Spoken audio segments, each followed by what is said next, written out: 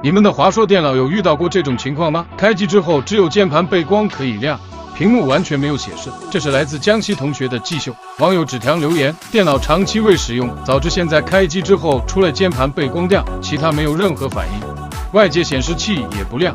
自己尝试擦来内成条也不行。型号是华硕飞行堡垒。拆开排除了内存、硬盘等外设之后，对主板进行检测，发现主板供电部分是有问题的。先尝试把有问题的供联芯片给换掉，再次上电，主板就已经出工作电流了。经过维修之后，把整机全部装好，再次按下开机键，现在就已经能够正常开机，显示华硕 logo 了。进到桌面之后，我们把所有功能性能都测试一遍，确保稳定，就可以发回给粉丝了。如果你也有笔记本电脑故障方面的问题需要咨询或者维修，欢迎点赞、关注、评论、留言。